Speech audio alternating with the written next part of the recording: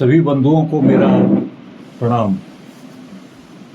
बहुत दिनों के बाद आप सब लोगों से जुड़कर अपने आत्मीय जनों के साथ बैठ करके एक महापुरुष के संबंध में चर्चा करते हुए मुझे अत्यंत हर्ष का अनुभव हो रहा है। 1889 1 अप्रैल वर्ष प्रतिपदा का समय, प्रातः काल का समय था। एक साथ दो सूर्य उदित हुए थे, एक आकाश में एक धरती पर। वह जो दूसरा सूर्य था वो डॉक्टर केशव बलिराम हेडगेवार इस नाम से जगत प्रसिद्ध हुए। भारतवर्ष के भवितव्य को बदलने में उनकी बहुत बड़ी भूमिका थी।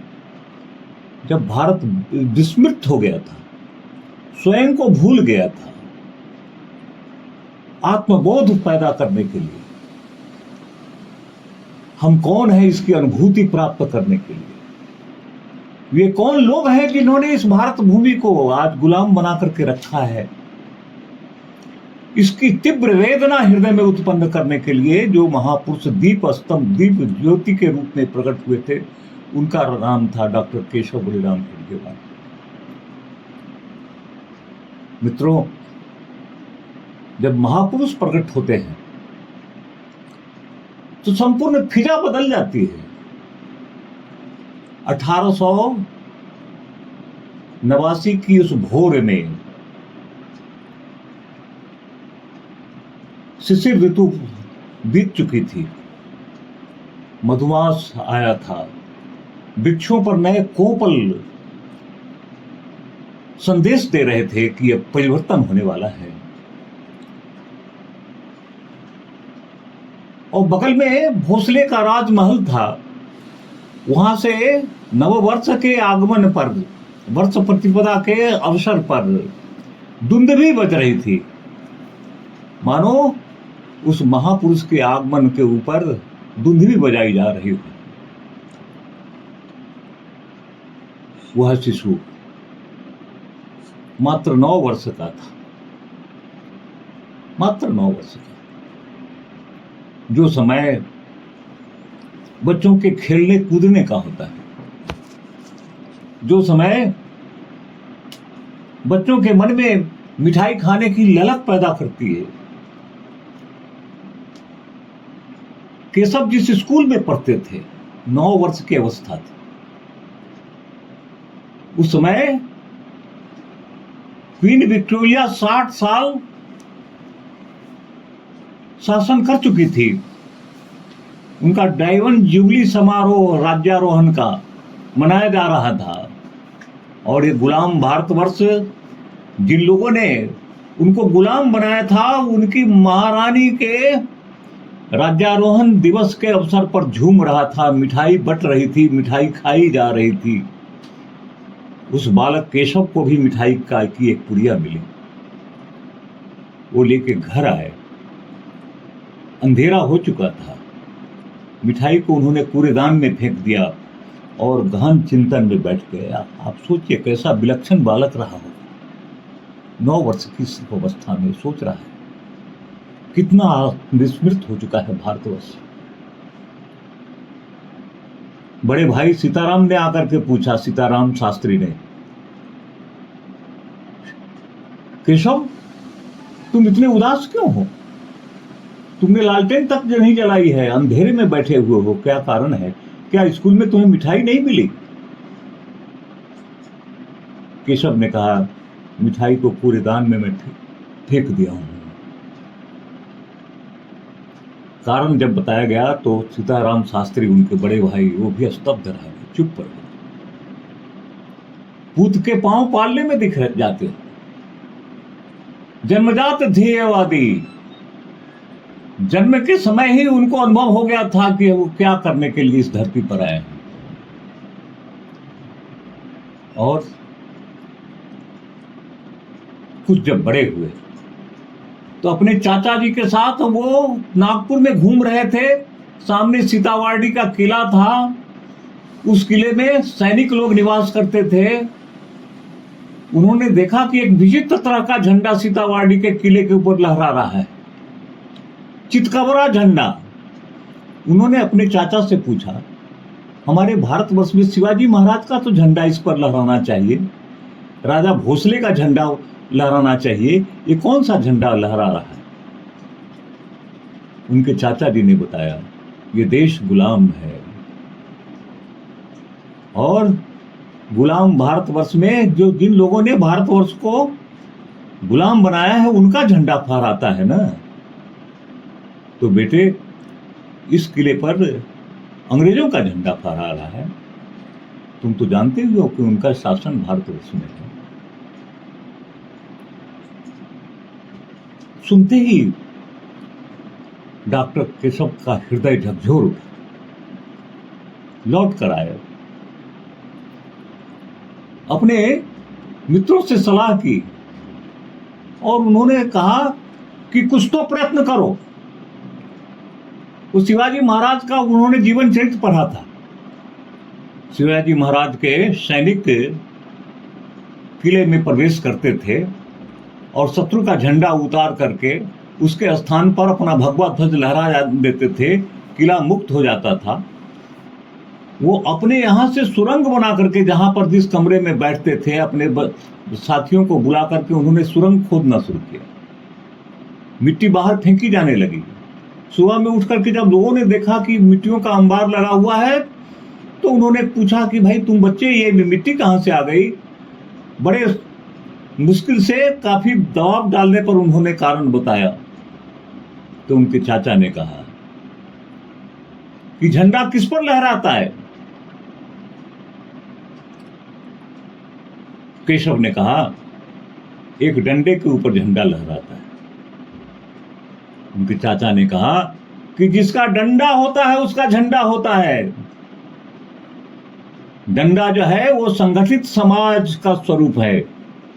जो समाज संगठित होता है उसका झंडा लहराता है बेटे। आज हम संगठित नहीं हैं, हमारे पास संगठन का दंड नहीं है, इसलिए भारतवर्ष का झंडा नहीं फहराता है हमारे किलों के ऊपर। बेटे, पढ़ो लिखो, अपने को योग्य बनाओ और भारत माता को मुक्त करने के लिए प्रयास करो। जन्मजात थी ये बातें। नील सिटी हाई स्कूल में पढ़ रहे थे। उस समय संपूर्ण भारतवर्ष में वंदे मातरम का घोष गूंज रहा था। केशव ने आपस में विचार किया। केशव के विद्यालय में स्कूल इंस्पेक्टर्स आने वाले थे, इंस्पेक्टर ऑफ स्कूल्स। कहा कि उनका स्वागत हम वंदे मातरम से करेंगे। वो जिस कक्षा में जाएंगे सभी विद्यार्थी खड़े होकर के वंदे मातरम का घोष करेंगे। इंस्पेक्टर ऑफ स्कूल्स आए। वो तो क्लास 7वीं की कक्षा में गए। सभी बच्चों ने खड़े होकर के वंदे मातरम से उनका स्वागत किया। तो अंग्रेजों के गुलाम थे, वंदे मातरम के ऊपर और प्रतिबंध था। दूसरी कक्षा में गए, वहां पर भी उनको वही उद्घोष सुनने को मिला। फिर तीसरी कक्षा में गए, तीसरी कक्षा में वही उद्घोष। चौथी कक्षा में गए, उसमें भी यही उद्घोष। आखिर में वो बाहर आ गए और इस बात की रिपोर्ट की कि नील सिटी हाई स्कूल में हम गए थे, वहां के बच्चे वंदे मातरम का उद्घोष उन्होंने किया है। और इंक्वायरी कमेटी बैठ गई और कोशिश की गई जानने की कि कौन इसमें, इसका सूत्रधार कौन है। मैं इसलिए इन कहानियों को सुना रहा हूं कि आखिर 28 तारीख से लेकर के 17 तारीख से लेकर 17 तारीख से लेकर 28 तक हम अपनी और शाखाओं में डॉक्टर साहब का स्मरण करने वाले हैं।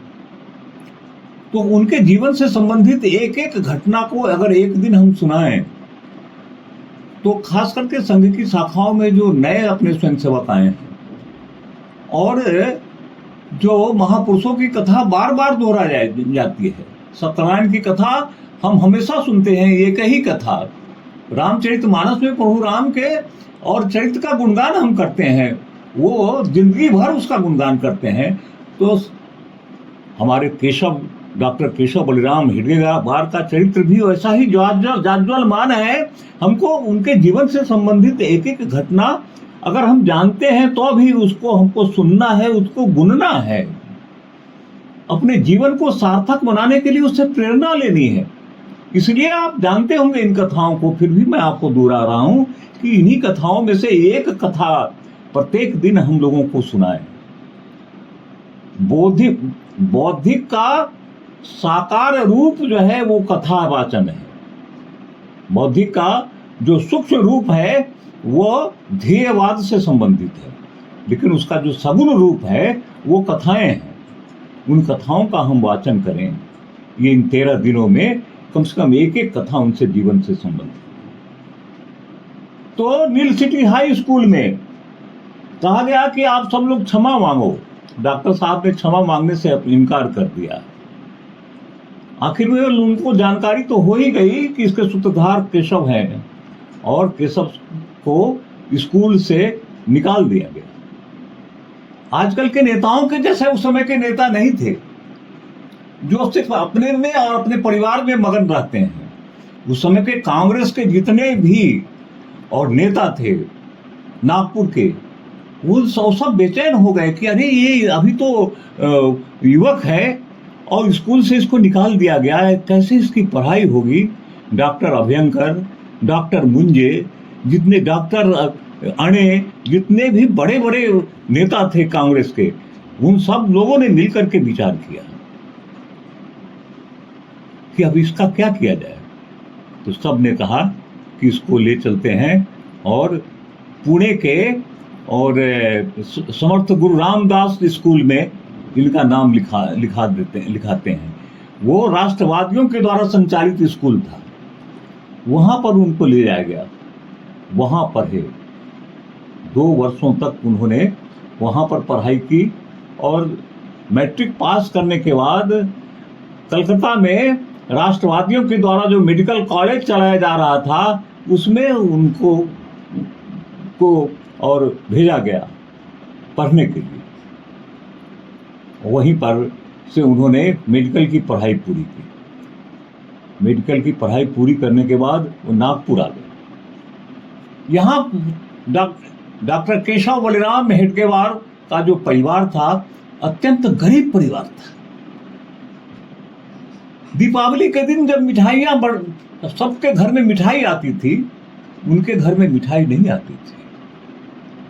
उनकी भाभी के जो बच्चे थे, उनके भतीजे, मिठाइयों के लिए तरसते थे।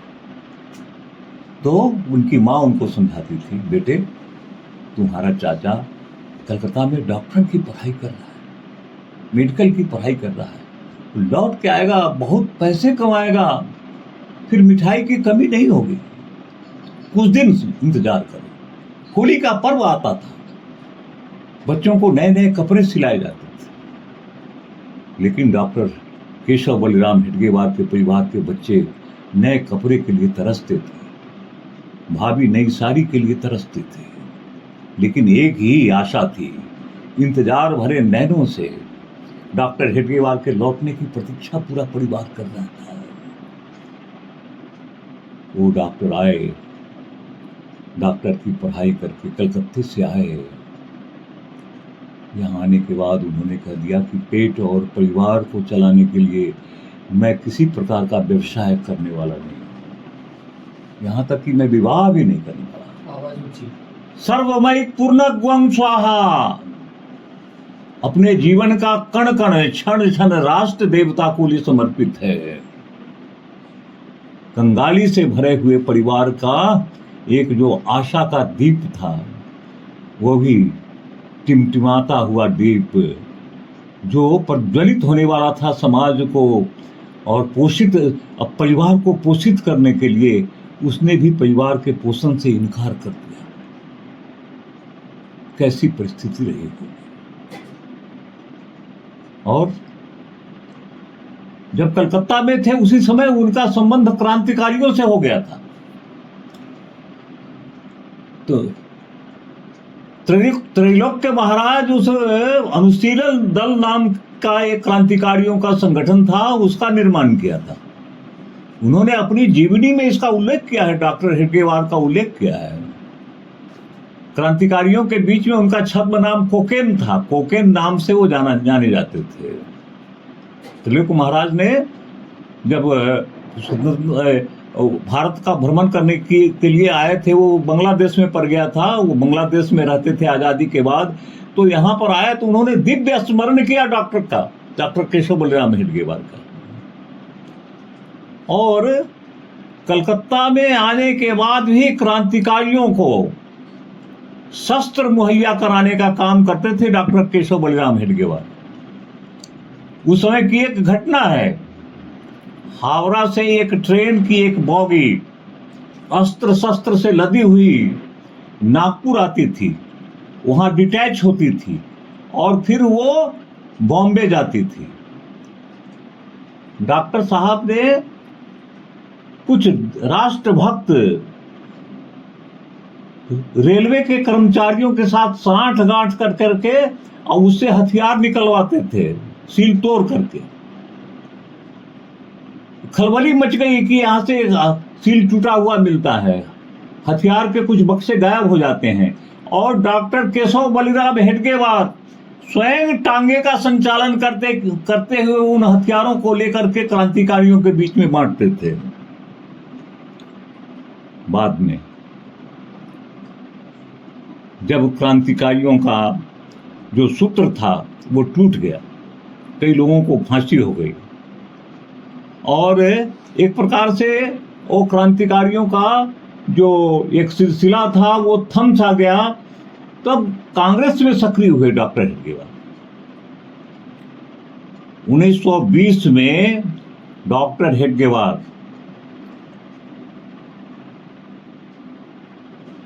जो नागपुर में कांग्रेस का अधिवेशन होने वाला था, उसके सर्वे सर्वा थे और डॉक्टर मुंजे के साथ मिलकर के वो योगीराज अरविंद से मिलने के लिए पांडिचेरी गए। उनको आग्रह किया योगीराज अरविंद से डॉक्टर हेडगेवार ने कि देश स्वतंत्र है, उस समय साधना में लीन होना एक तरह का अपराध है, आप वापस आइए और फिर से कांग्रेस में अध्यक्ष पद को सुशोभित कीजिए।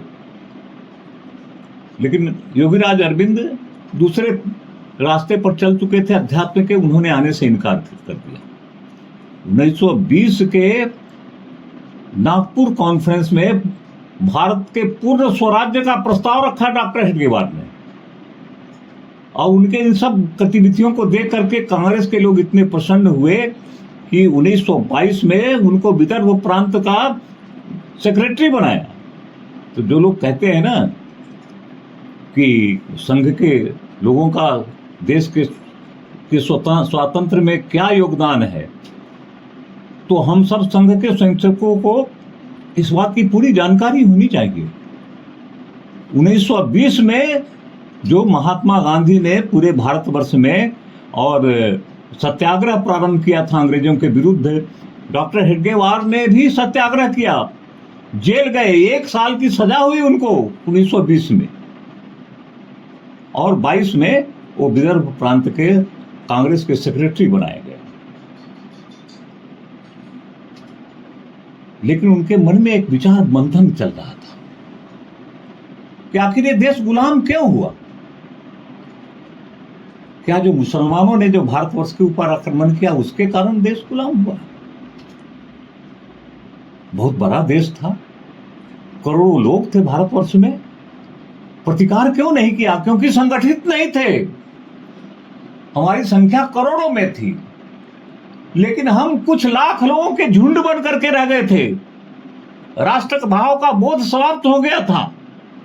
कोई ब्राह्मण था, कोई ग्वाला था, कोई क्षत्रिय था, कोई वैश्य था, लेकिन भारत भूमि का के दिव्य संतान होने का जो एक गौरव प्राप्त होना चाहिए, जिसके कारण मर मिटने की मन में इच्छा होनी चाहिए, उस इच्छा का अभाव हो गया था। हम सब बट गए थे। तो अगर देश आजाद भी हो गया तो फिर क्या होगा? वही अवस्था रहेगी। उस आजादी को हम अक्षुण्ण रख पाएंगे क्या? ये द्वंद्व डॉक्टर हेडगेवार के मन में चल रहा था। और 1915 से लेकर के 1925 का जो काल है डॉक्टर साहब का, वो आत्ममंथन का काल है। क्रांतिकारियों के साथ काम कर रहे थे, लेकिन यही विचार मन में पल रहा था। कांग्रेस में खुल करके काम कर रहे थे, लेकिन यही विचार मन को मथ रहा था कि देश की जो आज ऐसी दुरावस्था है, उसके मूल में क्या कारण है। और अंत में वो मूल कारण जो है, वो क्या कारण है जिसके कारण देश आज 1300 वर्षों की गुलामी को झेल रहा है, वो समझ में आया। असंगठन। हिंदू समाज सब प्रकार से सामर्थ्यशील होने के पश्चात भी एक से एक बढ़कर के विद्वान, एक से एक बढ़कर के मनीषी, एक से एक बढ़कर के त्यागी, जिस देश में प्रभु राम हुए, जिस देश में श्री कृष्ण हुए, उस देश की इतनी दुर्दशा इसलिए है कि हम असंगठित हैं। इसलिए हिंदुओं को संगठित करो, इस भावना से ओतप्रोत डॉक्टर हेडगेवार ने 1925 विजयादशमी के दिन 10-15 लोगों को अपने निवास स्थान पर बुलाया और उन्होंने कहा कि हम संघ की स्थापना आज के दिन करेंगे। सबने एक स्वर में स्वीकृति दी। उनके सामने विचार रखा कि क्यों हम इसको बनाना चाहते हैं। उनमें से एक थे बापूजी भेदी। आपको सुनकर के मन में बहुत हर्ष होगा कि वे जो उस समय वो बाद में माने वो भी उस बैठक में उपस्थित थे। डॉक्टर हेडगेवार ने जो पहली बैठक बुलाई थी संघ की स्थापना के लिए, उसमें बापूजी भेदी उपस्थित थे। और बाद में पढ़ाई लिखाई समाप्त करने के बाद, इंजीनियर बनने के बाद, दीघा में जो पटना के पास जो दीघा है, वहाँ पर जो IIT था, ITI था, ITI, उसके वो प्रिंसिपल बने। और फिर लौट करके वो भिलाई आए, क्योंकि भिलाई में उनकी लड़की पढ़ती थी, वो हमारे छोटे भाई के साथ पढ़ती थी, इसलिए वो हमेशा अपनी बेटी को लेकर के मेरे घर पर आते थे। तो बापूजी भेदी का नाम तो मैंने पढ़ा था। तो हमने उनसे एक दिन पूछा कि बापूजी, वो डॉक्टर साहब ने जो बैठक बुलाई थी उसमें भी एक बापूजी भेदी थे, आप ही हैं क्या? तो कुछ देर मौन रहे, फिर बोले कि हाँ, मैं ही वो व्यक्ति हूँ। तो मेरा सौभाग्य है कि वो जो 14-15 लोग डॉक्टर साहब की उस प्रथम बैठक में उपस्थित थे, उसमें से एक व्यक्ति के साथ मेरा दीर्घकाल तक, जब तक मैं भिलाई में रहा, तब तक मेरा उनके साथ संपर्क रहा उनके साथ। और उस समय की प्रारंभिक घटनाओं का आंखों देखा हाल और हमको सुनाया करते थे। ये मेरे अहोभाग्य था मेरे जीवन का, उनसे मेरा संपर्क हुआ। तो डॉक्टर साहब ने संघ की स्थापना की। किसी भी अखबार में यह वृत्त चित्त इसका विवरण नहीं आया। 1925 में ही कम्युनिस्ट पार्टी ऑफ इंडिया की स्थापना हुई, लेकिन उसको स्थापित कहां पर हुआ? ताशकंद में उसकी स्थापना हुई, ताशकंद में 1925 में ही। और उसके पीछे कौन व्यक्ति खड़ा था? लेनिन, रूस का सर्वे सर्वा, जिसने वहां पर क्रांति की थी, वो खड़ा था। डॉक्टर हेडगेवार के साथ सिर्फ ईश्वर खड़े थे। और संपूर्ण विश्व में ये समाचार आया कि रूस और चीन के बाद अब भारतवर्ष में भी communist party CPI, communist party of India की स्थापना हुई है। लेकिन इतना बड़ा संगठन का बीजारोपण डॉक्टर हेडगेवार ने किया, लेकिन कहीं किसी अखबार में ये वृत्त चित्र नहीं आया। लेकिन साक्षात नारायण खड़े थे, नारायण खड़े थे। और रघुवंश जो महाकाव्य है अपने प्रभु रामचंद्र जी के जीवन पर जो कालिदास ने लिखा है, उसमें भी उन्होंने यही लिखा है, क्रिया सिद्धि सत्वे भवती महताम नोपकरणे।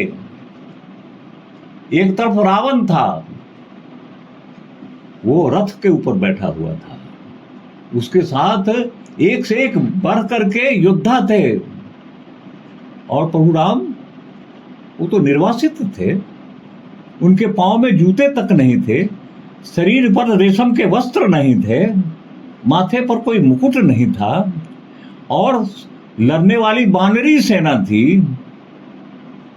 और उन्होंने लंका के ऊपर विजय प्राप्त किया। क्रिया सिद्धि सत्वे भवती महताम नोपकरणे।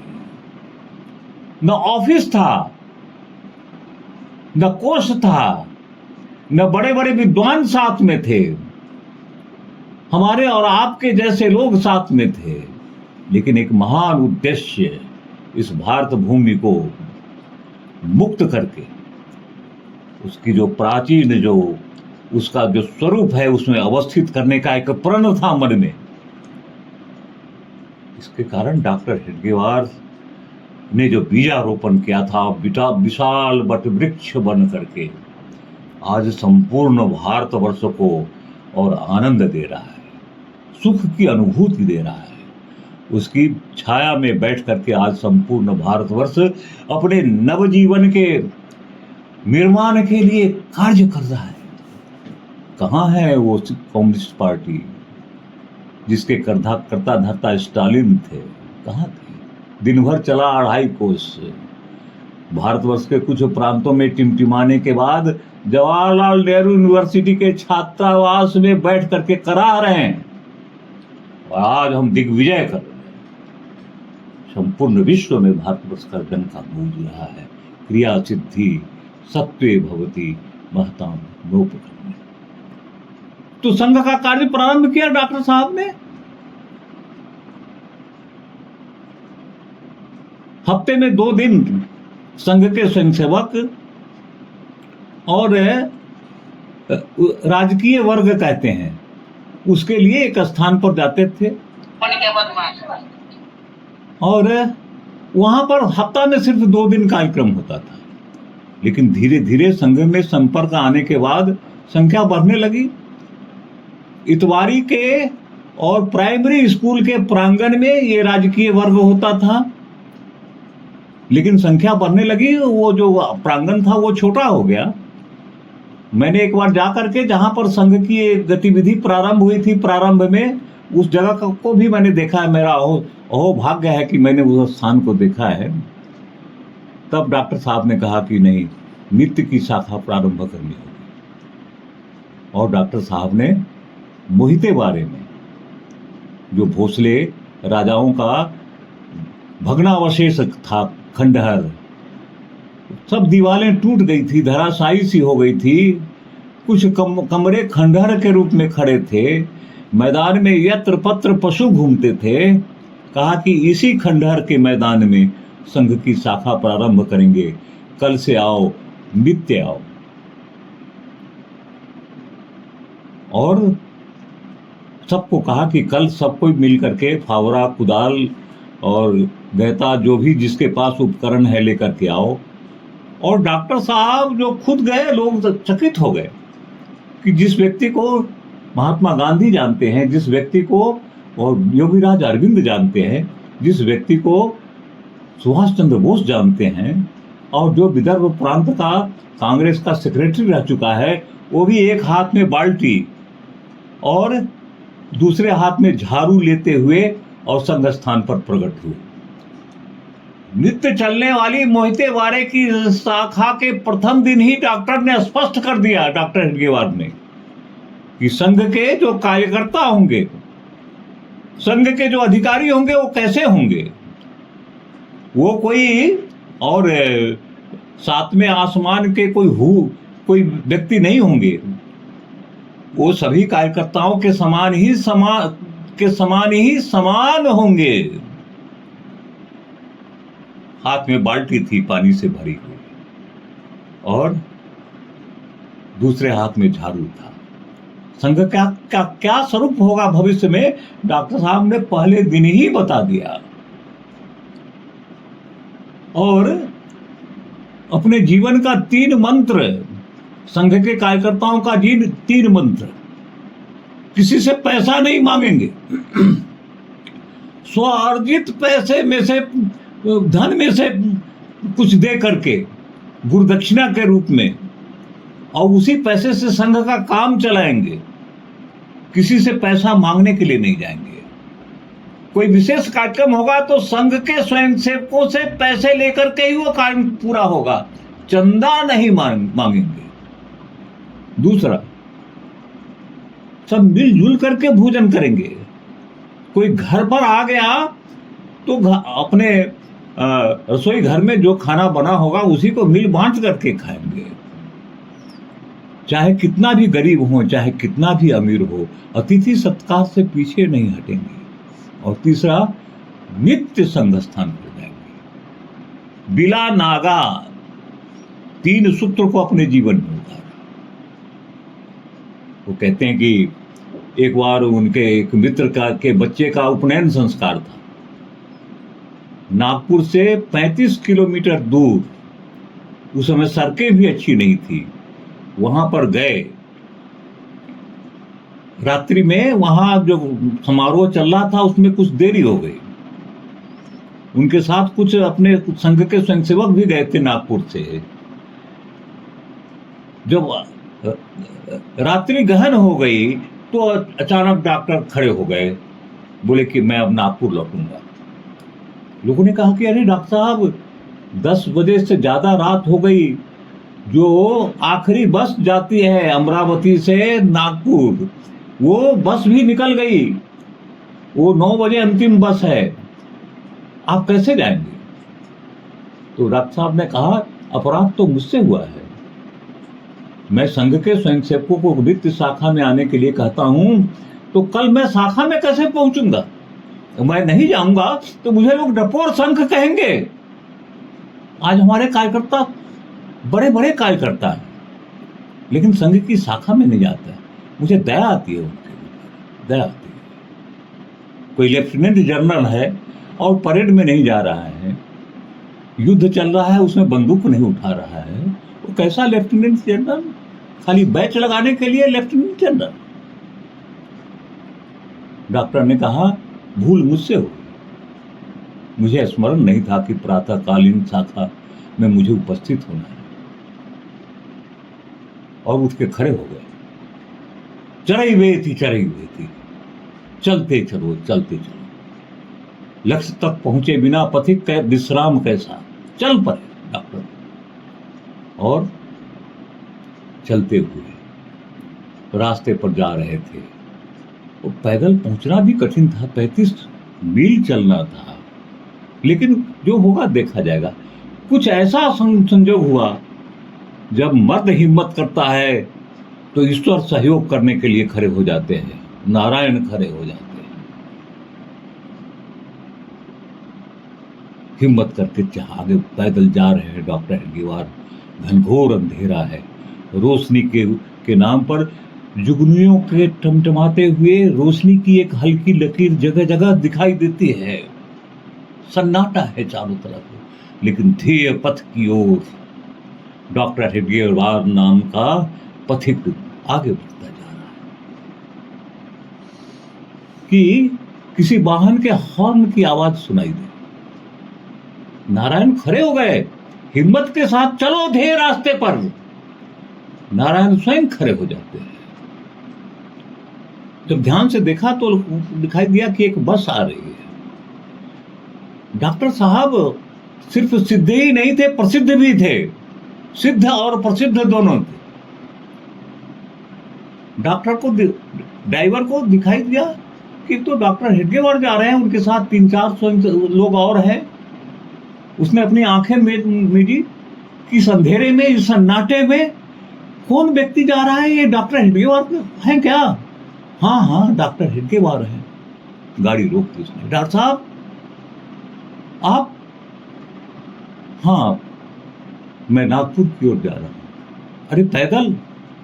हाँ, हमें लोगों ने बताया कि अब वो बस, अंतिम बस चली गई। हाँ, अंतिम बस का यही बस है, अंतिम बस, लेकिन हमारी बस खराब हो गई थी, इसलिए 1 घंटे लेट से खुली है।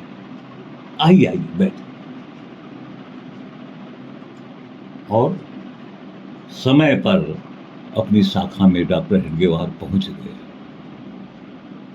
अपने जीवन की इस ध्येय निष्ठा को और ज्योतिर्मान बनकर के उन्होंने दिखाया। आज भी इस घटना को घटित हुए 100 वर्ष हो चुके हैं, लेकिन हमारे जैसे अकिंचन को ज्योति स्तंभ बन करके, ज्योति का मीनार बन करके पथ प्रदर्शन कर रहे हैं।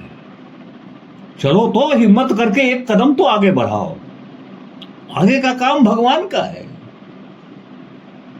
और दूसरा, अत्यंत गरीब थे। एकादशी द्वादशी का पारण क्या कराएगी? ये कहावत है।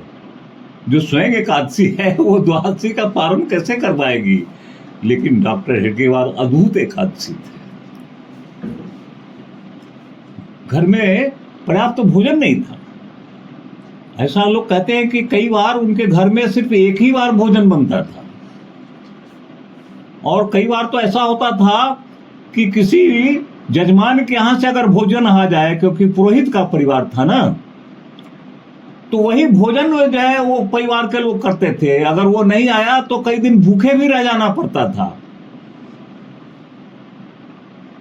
और मैं एक बार गया था डॉक्टर साहब के घर को देखने के लिए, तो उनके जो दामाद थे, माने बड़े भाई के दामाद, तो उन्होंने हमको वो गुस्से में बैठे हुए थे कि पूरा दिन, पूरे भारत के ही नहीं पूरी दुनिया के लोग आते हैं उस घर को देखने के लिए, किस स्थान पर संघ के बनाने की योजना बनी थी। ये सब बताते बताते तंग हो गए थे बेचारे। जब मैं वहां प्रकट हुआ तो बोले कि मेरे अब जीवन में कोई काम नहीं रहा, सिर्फ डॉक्टर हेडगेवार का घर दिखाना। बहुत गुस्से में।